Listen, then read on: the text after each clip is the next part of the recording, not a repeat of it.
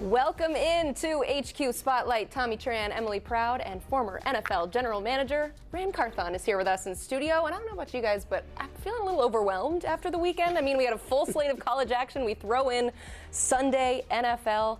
I'm feeling good, but I feel like we got a lot to get to in this show. It was a busy day, capped off by one of the best comebacks that we've seen Sunday Night Football. How about a 99.1 win probability percentage for the Ravens with 5 minutes left to go? People are leaving Highmark Stadium in Buffalo wishing they could come back. Yes, because you're saying there's a chance, and that chance came to fruition last night in Orchard Park. Let's relive those 5 minutes. Again, 15-point game, Buffalo with the ball, a tip, and a catch by Keon Coleman worth another look. Bills down 40-32.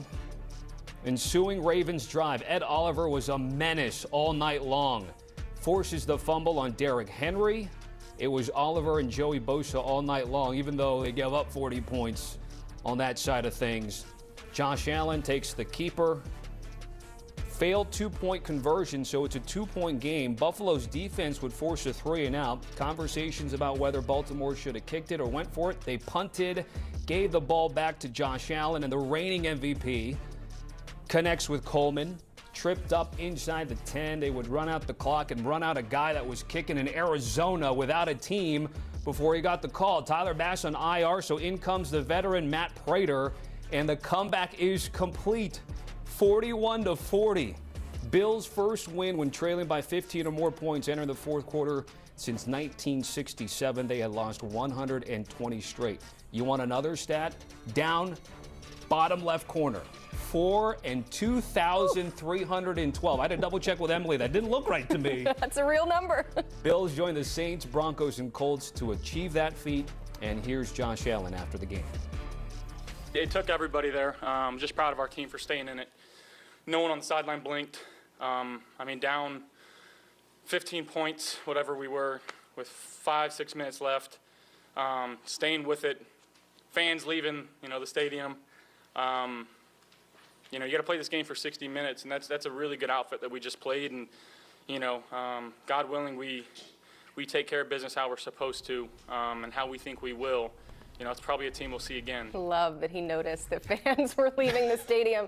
Joining us here, though, is NFL insider Jonathan Jones to jump in on the conversation. All the action from yesterday was exciting, and we saw that crazy stat. I just want to reiterate, teams had lost 717 straight games in that position, down 15 with 5 minutes left.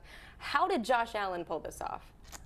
I mean, he had a little green Bible in his back pocket as he was out on the field.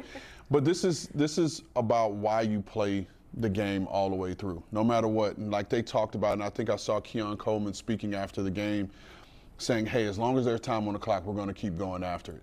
And but this also leads to the problem that Baltimore has had in closing out these games, particularly these big games, meaningful games. This is week one. Most people will say this is just week one, it's not meaningful. But as the schedule goes and you're playing for home field advantage for the playoffs, this game will factor in. And so they finished the game because they believed and they had enough in them, and the defense made plays when they needed to. Again, you gave up 40 points. Yeah. But you made the play when you needed to make the play, and Ed Oliver with the front tip rip, getting the ball out, and we saw what happened after that. JJ, how do you see it? Yeah, for me, it was look, Josh Allen is incredible. I believed that he earned the MVP last year, where there were two very worthy folks who could have won it. And he showed again why he is in that echelon, somewhere sort of rare air that, frankly, only 3 other humans on earth occupy right now: Joe Burrow, Patrick Mahomes, and Lamar Jackson. And that man right there, number 17, who, when he's on the field, there is belief amongst everyone else who is donning that Buffalo Bill helmet. They know that as long as that guy has a pulse, as long as we have a couple of timeouts left, he's going to get the job done. We just have to hold up for him. So it was a rather impressive fourth quarter, but it was also, you wanted more from the Baltimore Ravens defense. They went out and they they signed Jair Alexander in the offseason. He kind of got picked on there in that final drive, right?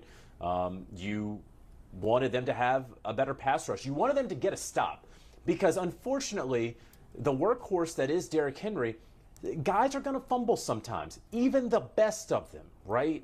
It's going to happen, and it happened at a terrible time for Derrick Henry. And while we can all say that lost them the game insofar as if he had held on to the ball, they salt the game away, they win the game, the defense gets paid as well, pretty handsomely. So you got to get a stop, right? If you're going to win in January, if you're going to play in February and win at Levi's Stadium in the Super Bowl, you got to beat a Josh Allen, and they didn't do that. Yeah, it just felt, guys, like watching that game, Buffalo was in it, but it didn't feel like they were ever really in it. Baltimore seemingly dominated in every fashion. Derrick Henry ran all over. You know, poor Cole Bishop was memed and put on TikTok and all that stuff there, stiff-armed, and then close to 200 yards for King Henry. But once again, a fantastic effort by the Buffalo Bills to do what they did, have the opportunity, and win the game. All right, there's still a lot to unpack here from a fun NFL Sunday. Let's get to one that I also didn't think we would find high scoring on paper. Steelers and Jets ran, and so Aaron Rodgers come back. I don't want to call it revenge games. It's more like reunion games with Justin Fields. Revenge. Okay, it could be revenge. Definitely revenge. Well, for true. Aaron After the way he talked about it, you could be right. Both. But what stood out to you about Aaron Rodgers looking like vintage multi-MVP Aaron Rodgers? I think the thing that stood out to me the most was the synergy between him and offensive coordinator Arthur Smith and the game plan that Arthur Smith put together. It was a balanced attack. They ran the ball. They got Aaron on the move some. And Aaron is one of those guys who's going to always have the ability to throw the football. Kind of like Steph Curry. Steph Curry will be 60 years old. He'll always be able to shoot and make jumpers. And this is what Aaron Rodgers, and this is why he's just one of the more uniquely talented people to ever play this position. But the key thing was he took good care of the football. And that kept them, in the game and in control of the game. And again, this was a high-scoring game. No one could have predicted. But as long as they can play a balanced attack, and Arthur Smith is calling plays the way they're calling them, they're going to be a 10-win team. And they're going to have an opportunity to get in the tournament. Now, this defense, on the other hand, they really restacked this defense this offseason and brought in some key guys, particularly in the secondary. We saw Jalen Ramsey make the play to seal the game for them. They brought in Darius Slay. I think he gave up a touchdown at one point in the game. But these defenders are going to have to play better. And I expect that they will, because I think the Jets came out and served them something they weren't expecting. But I think moving forward, they will be ready. And as long as this Pittsburgh team can put up points, this defense should be able to stop people. What were some takeaways for you, JJ? I think, and Rand alluded to it, obviously the Pittsburgh Steelers defense did not play that well. And I believe a lot of folks are saying, yeah, but that's not going to be the rest of the season. And we're saying that because of the history of the Pittsburgh Steelers, because we know this is a defense-led team that while Aaron Rodgers at 40-plus years old did what he did, the defense is going to come together because it has to, because it's the Pittsburgh Steelers. I just want us to go back to our priors before that 1 p.m. Eastern kickoff. What we thought the New York Jets offense was going to do against this defense. How Justin Fields has looked as a passer throughout most of his NFL career. And then he was carving them up, right? 200-plus passing yards on this sort of new look and revamped defense. They rushed for 170 yards on the ground against a very proud and physical defense. The Pittsburgh Steelers, they thump at training camp, perhaps more than any of the other teams. And so I came away from this saying, boy, I understand it's week one. You got to figure some things out. But just because you have past results does not guarantee the future success. They should coalesce because they always have. But what we thought the Jets were going to do, just run the ball, and this is going to be a 2.5-hour game, the Jets looked really good. And if not for a couple very special plays by very special individuals, we may be talking about a very different outcome in which the New York Jets are 1-0 today.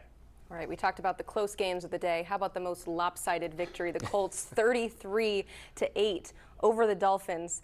No punts, no turnovers for this Daniel Jones-led offense. How do we need to maybe reevaluate what we think of this Colts team and what they can accomplish this year? Well, I think for the first time since Shane Steichen has taken over as head coach, he has a quarterback that can do everything he wants in his offense. And that is a guy that can obviously process from the pocket, but then has the athleticism to pull the ball down and run it, and then have a couple design runs in there sprinkled in.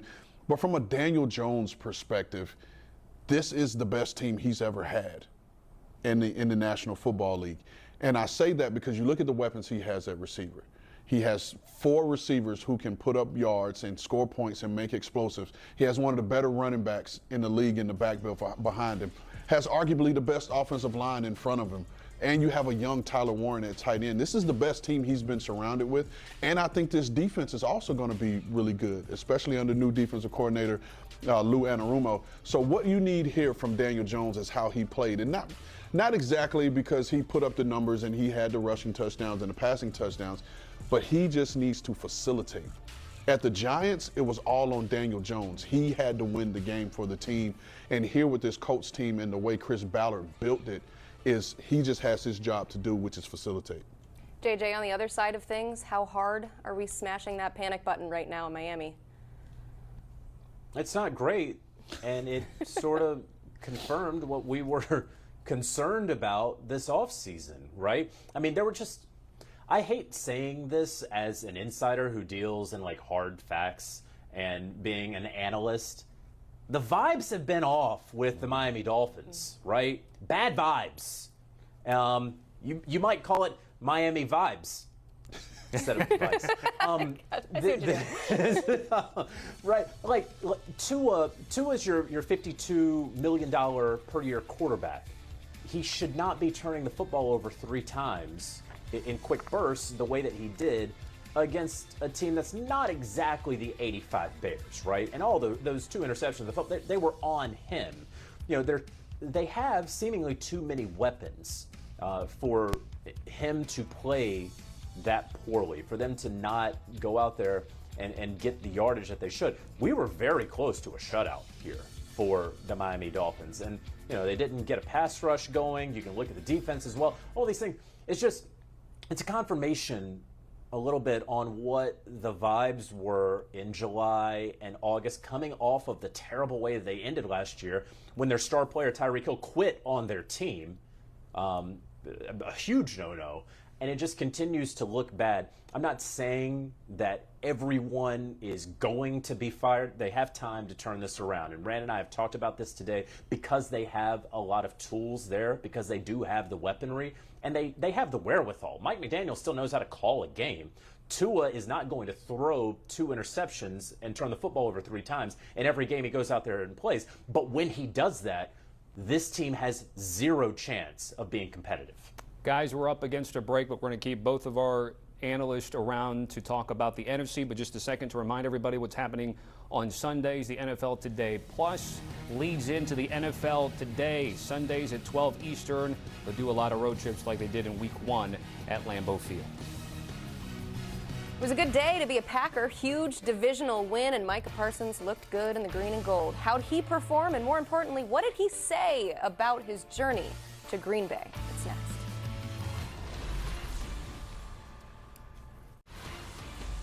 Back here on HQ Spotlight, we went into Sunday with all eyes on Micah Parsons' debut for the Packers, and while it wasn't a heavy workload, just in on 45% of the snaps since, of course, he arrived late, was also dealing with a back injury, he still managed to make his way into the backfield for a sack and into the hearts of the Packers fans. And afterwards, he reflected on a wild summer.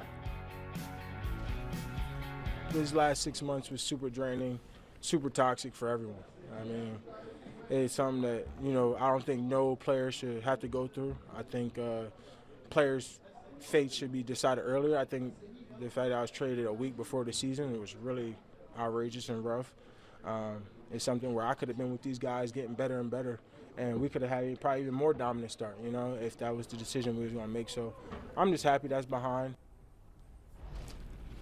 Back here with Rand and JJ. Let's turn to our insider first. JJ, we were all together, 10 days ago when this whole thing went down, and then all of a sudden we're promoting Micah at Lambeau on CBS, and he played, 30 snaps. The Packers look great against the Lions. What stands out to you about all the information we've had from point A to point B here? Well, I mean, I appreciate that Micah is expressing his frustrations, right? And wanting to, hey, if this is where we were going, why didn't we just end up there a lot earlier? Yeah, that would have been great. But also, it's not Jerry Jones's responsibility to help the Packers gel on defense, right? I mean, ultimately, he wanted to retain Micah Parsons, and then it got to the point where, okay, well, we're going to go ahead and get 2 first-round picks and Kenny Clark. He's going to continue to get more reps, right? I think he was at 29 on Sunday. There's a mixture of being in football shape because he hasn't participated, as well as the back injury that he has, gone to great lengths to prove is legitimate. And so we'll see how that continues. Look, he was very productive when he was in there. I mean, impacting Jared Goff for an interception, getting that sack, stuffing a big run. So this will pay dividends for a young Packers team that dominated a Detroit Lions team in a way that I was not expecting. I think we all were kind of ready for one of those really good divisional games like we got Friday night between Kansas City and LA, like we got across the league, San Francisco and Seattle, even though it got a little ugly. But instead, we got a butt whooping. Yeah, we certainly did, Rand. From a front office perspective, couldn't gone any better for Brian Gutekunst, the way Matt LaFleur had things going on. What did you make of the whole Micah Parsons, who had come into the game with some back issues, to play the way he did and really invigorate this Packers team? Well, I'll tell you, when they aired one of his first practices, and I saw him hit the sled, I was like, oh, the back's fine. And I was like, the back is fine. He is going to play this week. How much, I don't know, but he's going to play this week. But this is why they made the move. They made the move to not only get a dynamic player, but you need dynamic players to make these type of plays and contributions, particularly when you're going against a division opponent. And the one thing I think that Micah does for this defense, and this defense was already good, but I think he unlocks this defense. And what I mean by unlocks this defense is he gives them now viable options to move guys around, right? And they're an even front team, a 4-down lineman and 3 linebackers. That'll be their base defense. And now what Micah does is he gives them that Sam linebacker that's highly coveted in this scheme. And now you don't necessarily have to take Lucas Van Ness off the field, who's one of your young guys, one of your guys that you drafted very high that you want to continue to see develop. And then in sub situations, now there's a front where you have Rashawn Gary, Micah Parsons, and Lucas Van Ness on the field all together. And to me, that is what unlocks this defense. We talked about a little bit about their corner situation, feeling like, is this the weak link of the team? It doesn't matter when you have a pass rush that's forcing the ball to come out quick. And I know defensive coordinator Jeff Hafley is going to have that secondary more than prepared. So adding this is why you do it. This is why you do it, and it breeds confidence into the rest of your team. And I think it shows this offense that we're going to get the ball and we're going to have ample opportunities to score points because they're going to create those 3-and-outs or those turnovers to get us the ball back. And just ask the Lions what they thought about that pass rush. Not very fun to go up against. Speaking of injuries, though, it felt like deja vu all over again when we were talking about Christian McCaffrey and a calf issue, but 31 touches for him. He led in receiving, led in rushing. JJ, what do you think about him week 1? Yeah, I liked what I saw from him, especially when we were concerned, very concerned, late last week. And look, the bilateral Achilles tendonitis is something that is always kind of going to be there, and you hope it doesn't flare up. Okay, so it's just a fact of life at this point. But how the Niners ultimately won an ugly game, and when you're in the NFC West, when you go play in Seattle, it's week 1. You're not winning pretty. This is not going to be the most beautiful game that's ever played. You just got to win. When George Kittle goes out with a hamstring in the first quarter, and you're all-world tight end, when Juwan Jennings goes out with a shoulder, when you're already down Brandon Ayuk, you just got to survive. And the fact that they were able to get enough from Christian McCaffrey after what transpired about 72 hours earlier, that's great for the San Francisco 49ers, who just want one good break to go their way after the season that they had last year. And now, on Monday, I'm able to report that the Niners have signed Kendrick Bourne to a 1-year contract. Familiar face. Rand knows him quite well. He's returning to San Francisco. Had the foot issue. Foot's going to check out. He's all right. He should be able to contribute as early as week 2. So we'll see about Juwan Jennings. I find it hard to believe if George Kittle is ruled out so early in that game with a hamstring that the 32-year-old, soon-to-be 32-year-old, is going to be able to play in week 2. but we may see as early as 6 days from now that Kendrick Bourne is joining the San Francisco 49ers on the field. JJ, I can tell you my friends and family text chain in the Bay Area not hyped about the Bourne move, by the way. It's a move, it's a body that they need, but they certainly would like to see a little bit more. Rand, on the flip side of things, from a Seattle perspective, again, they change offensive play callers. Ryan Grubb's no longer there. They bring in Clint Kubiak here for Mike McDonald. We saw sort of the machinations of how this changes because specifically from a running back perspective, Ken Walker and Zach Charbonnet actually outcarried Ken Walker here. Is this what we're going to see from the Seattle offense moving forward, you think? Yeah, I believe so. Because Charbonnet, from a scheme fit standpoint, Charbonnet is a good outside, inside zone runner, whereas Kenneth Walker is a good gap scheme runner. Now, contrary to popular belief in terms of the Kubiak/Shanahan system, there are a lot of man-blocking gap scheme concepts within it, but everything is still generated off the zone scheme, and so Charbonnet is a better fit for that. But the one part about this offense that I want to mention, because it's so specific into what you need in the passing game in terms of who your X receiver is and your Z and your F. Right now, and it's my personal opinion, I feel like with Cooper Kupp and Jackson Smith and Jigba, you have two of the same kind of player. And one can, I get it, one can be a Z, one can be a F, but they're both generally operate better from the slot. And so you're lacking that explosive downfield, field stretching X in this offense that helps open up this offense and gets this offense going. And I don't think you saw even the 49ers during our tenure there. It wasn't until we found that guy that really opens up the field, because it's more than just stretching the field vertically. It's carrying coverages. It's stretching out the field, not only vertically but horizontally. And I don't think Seattle has that. They don't have that downfield presence, which is going to allow the safeties to now play closer to the line of scrimmage and create those tight boxes. Ultimately a loss for the Seahawks, which is unfortunate because the rest of the NFC West won on Sunday, including, of course, the Rams. Some injury concerns for their quarterback coming into that game with Matthew Stafford. But what impressed you most overall about this victory for the Rams? Well, the fact that they had the injury concerns with Matthew Stafford, that at his advanced age in the NFL, that he was able to go out there and carve up DeMeco Ryans' defense. It's a good Houston Texans defense. And, I understand they only put up 14 points, right? But he went 21 of 29. He had almost 250 passing yards for a guy who didn't get more than a week's worth of work with his wide receivers. Yes, he had Puka Nacua last year. Devontae Adams, and outside of throwing out of high school, how much work and timing have they gotten down? Kyron Williams had, I think, 66 yards on the ground, but not once did he break one off for double-digit yards. So it was Matthew Stafford. It was vintage Matthew Stafford dealing with injury and dealing out there on the football field.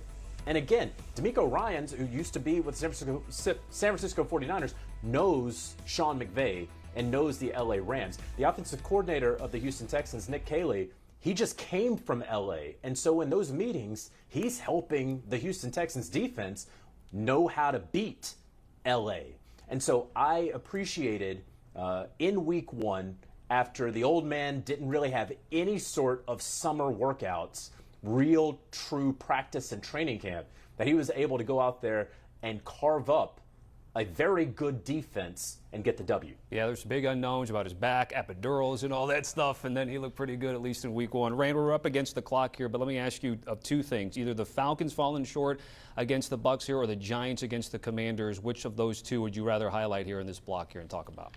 Well, I'd rather talk about the Giants one, and okay. I'll just say it and keep it very brief. There's so much fuss made about whether Russell Wilson should be starting or not.